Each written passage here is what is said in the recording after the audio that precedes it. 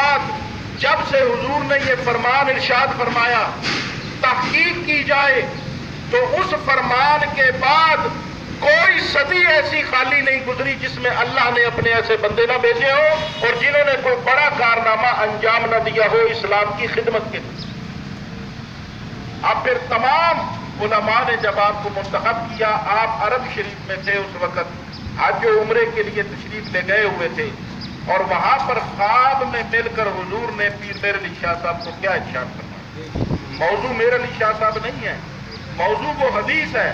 بتا رہا ہوں کہ پھر حضور نے جو بات ارشاد فرمائی اللہ نے اس کو پورا کیسے کیا۔ اب مرزا غلام احمد قادیانی نے جب للکارا تو عالم اسلام میں سے ایک ہستی اٹھے، اب وہاں پہ موجود تھے تو حضور خواب میں ملے اور فرمایا میر علی شاہ واپس ہندوستان چل۔ حاجی امداد اللہ مہاجر مکی جو اشرف علی تھانوی صاحب کے پیر ہیں، جو رشید احمد گنگوہی صاحب کے پیر ہیں، اسی عرصے کے دوران یہاں سے ہجرت کر گئے تھے مکے میں، اور یہ کہتے تھے کہ یہ جو ہندوستان ہے یہ دار الحرب ہے، یہ دار الفتنہ ہے، ہم یہاں نہیں رہ سکتے، یہاں بڑے بڑے فتنوں نے سر اٹھا لیا ہے۔ تو ایک بزرگ یہاں سے ہجرت کر کے مکے جا رہا تھا، یہاں کے حالات سے تنگ آ کے، اور ایک بزرگ کو رسول پاک خواب میں مل کر کہہ رہے ہیں میر علی شاہ، سنیں ذرا، دیکھیں نا، موازنہ کریں نا، وادی ہمراہ کے اندر حضور کی زیارت ہوئی اور اس پر ہی آپ نے وہ نعت لکھی اج سکھ متراں دی بدھیری ہے، کیوں دلڑی اداس گنیری ہے، لولو دے وچ شوق چنگیری ہے، اج نینا نے لائیاں کیوں جڑی۔ اور میں مختصر کر رہا ہوں بات کو کہ بات لمبی نہ ہو۔ وہیں پر آپ نے وادی ہمراہ میں چونکہ حضور کی زیارت ہوئی تھی، وہ وادی الحمدللہ میں نے دیکھی ہے، وہ پرانے روٹ کے اوپر ہے، وہاں پر آپ نے یہ لکھا تھا حجرے تھی مسجد آب و ڈولن، نوری جھاگ دے کارن سارے سکن، دو جگ اکھیاں راہ فرش کرن، سب انس و ملک بھورا پریاں۔ اور بڑی پیاری بات کی کہ اوہو مٹھیاں گالی الاؤ سجن جو ہمراہ وادی سن کریاں۔ یا رسول اللہ، جو ہمراہ وادی میں آپ نے مجھے اپنا دیدار عطا فرمایا تھا، اور جو وہ میٹھی میٹھی باتیں آپ نے وادی ہمراہ میں مجھ سے کی تھی، وہ مٹھیاں گلا ایک باری سرکار پھر کرو، وہ مٹھیاں گالی الاؤ سجن جو ہمراہ وادی سن کریاں۔ تو ہم وادی ہمراہ میں حضور کی زیارت ہوئی، تو پھر وہ نقشہ بھی کھینچتے ہیں نا پیر میر علی شاہ صاحب کہ کیسے زیارت ہوئی۔ دو ابرو قوس مثال دسن، جیتو نو کے میاد تیر چھٹن، لبا سرخ اکھی کے لال یمن، چٹے دند موتی دیاں ہن لڑیاں۔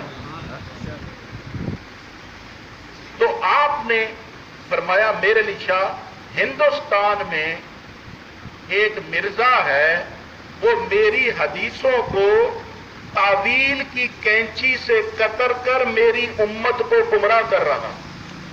یہ آج کی اس محفل کا سبق لے جائیں آپ، بہت مستند تاریخی حوالے سے بات کر رہا ہوں۔ تعویل کی کینچی سے قطر کر میری روایتوں کو، میری حدیثوں کو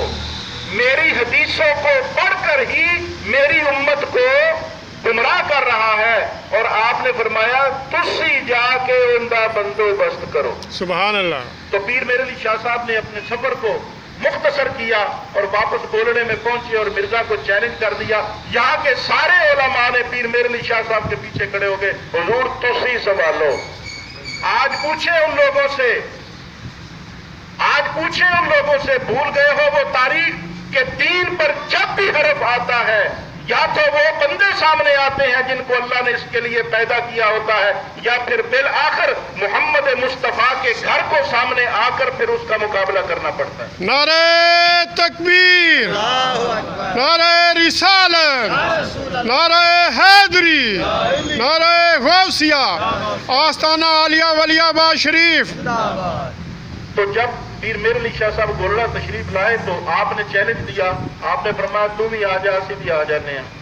لاہور جگہ قرار طے پائی، منٹو پارک جس کو آج ہم مینار پاکستان کی جگہ بھی کہتے ہیں، اس وقت اس کو یہ کہتے تھے، یہ جگہ طے پائی مبالغہ کے لیے۔ تو اس وقت مرزے کی بڑی بات تھی، کوئی عالم اس کے آگے ٹھہرتا نہیں تھا. ویسے ایک گل کر اج تمام مکاتب فکر نو پھر سانو اپنا امام مننا پینا ہے. جدو اوکھا ویلا آیا پھر آ کے امت دی بیڑی نو کنارے جنہ لایا پھر وہ ساڈا ہی مسلک ہے نا. بالکل مننا پینا. جدو کفر اگوں آ گیا سامنے تے اگوں دلیل آئیاں تو پھر ایو کر دسیا نا ہے. تو بہرحال مریدین نے جو میں آپ کو بات بتانے لگا ہوں بڑی اہم بات. مریدین میں سے کچھ لوگ تھوڑے سے متردد ہوئے پریشان ہوئے. انہوں نے عرض کی حضور جسے تیاری کرن لگے نا لاہور واسطے نکلن لگے بلڑے انہوں نے آخیا حضور وہ تے بڑا ان کی شہرت سے بڑا عالم ہے اندر سامنے تے کوئی تھوڑا جہا متردد یا پریشان ہوئے. پھر میرے علی شاہ صاحب مسکران لگ پے. ایک علامہ صاحب ہوتے سی گولڑے مدرسے پڑھاتے تھے انہوں نے بھی عرض کی تھی حضور ذرا آپ مسکرا پے. آپ فرمایا اس گل کی پرواہ نہ کرو تسی یہ نہیں نہ جان دے مینو گلیا کنے. واہ پریشان نہ ہوو تسی نہیں جان دے کہ مینو گلن والا کون ہے. تو بات میں یہ کر رہا تھا کہ اللہ تعالیٰ ہر زمانے میں یہ انتظام کرتا ہے اور یہ الوہی انتظام ہے. اب زیرک لوگوں کے لیے میں یہ پیغام پہنچا رہا ہوں کہ اللہ دے نظام دے وچ مزاحمت نہیں کری. اللہ کے نظام میں اگر مزاحمت کرو گے تو اللہ نے تو اپنا وعدہ پورا کرنا ہے. تم خس و خاشاک کی طرح بہہ جاؤ گے لیکن اللہ اپنے دین کی حفاظت تو کروائے گا نا اور وہ اس نے ذمہ لیا ہوا ہے. اور یہاں سے دوسرا پیغام جو ملتا ہے وہ یہ ہے کہ ایسے بندے ہر دور میں پیدا ہوں گے. حضور نے خبر دی ہے, حضور نے اطلاع دی ہے. اب حضور کی اطلاع غلط کیسے ہو سکتی ہے؟ اس کا معنی یہ ہے کہ ہر دور کے اندر ہمیں انڈائریکٹلی حکم دیا گیا ہے کہ ہم کسی نہ کسی صاحب نظر کو تلاش کر کے اس کے دامن کے ساتھ وابستہ ہو جائیں.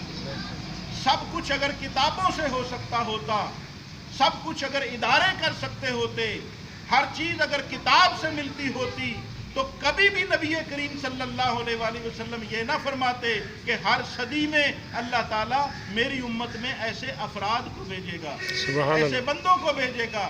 اشارہ اس بات کی جانب ہے کہ کتابیں اپنی جگہ بجا ہیں, ان سے بھی انکار اور فرار ممکن نہیں ہے.